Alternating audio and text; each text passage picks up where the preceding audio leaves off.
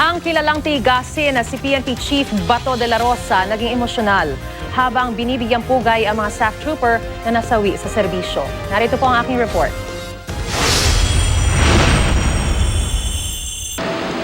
PO2 Alejandro D. Gapongli. Halos maluha si PNP Chief Ronald Bato de la Rosa habang tinatawag ang isang SAF trooper para bigyang pugay sana. Ito si PO2 Alejandro Gapongli.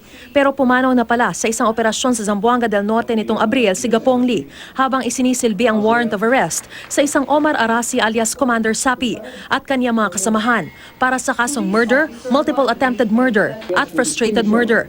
Bukod kay Gapongli, binigyang pugay din ang iba pang pumanaw ng mga SAF troopers sa ngalan ng serbisyo. My tears were about to shed with that during the ceremony because I can vividly recall yung mga testimonies ng ating mga survivors during our board of inquiry.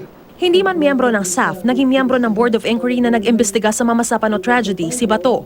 Hindi man daw mapipigilan ng mga operasyon, nangako si Bato na hindi na mauulit ang nangyari sa mga SAF trooper sa Mamasapano tragedy. Pero habang binibigyang pugay ang kabayanihan ng mga SAF, nagawa ring magbiro ni Bato. Sir, bakit ako, I was the number 1 sa aming Scout Ranger Orientation Course sa Tanay after graduation, bakit ayaw mo ako tanggapin sa SAF? Pero sige na lang. Siguro sir, kung kinuha mo rin ako sa SAF, baka hindi rin ako PNP ngayon. Bago dumalo sa Memorial Day sa SAF, si Bato ang panauhing pandangal ng NCRPO bilang bahagi ng pagdiriwang na ika-115th Police Service Anniversary.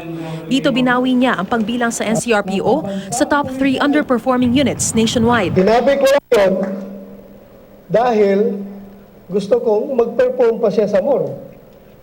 Ipinresenta rin ni Bato sa media ang dalawang suspect sa panghuhold up at pagbaril sa isang IT specialist na si John Dexter Concepcion, 24 anyos na anak ng isang mamamahayag, nitong August 8. Sa follow-up operation, nahuli sina Ronnie Cayetano Espinosa alias Taning at Argel Landagora. Ano nga ginagawa nyo? Huwag magbibigay ka ng rason. Hindi pa nga nalaman ko anong ginawa nyo. Anong hold up po, sir? Dala ng pangailangan. Pero di pa nakontento. Kayo ba'y gumagamit ng droga? Hindi po, sir. Hindi po. Hindi ka gumagamit eh? Ang bibig mo?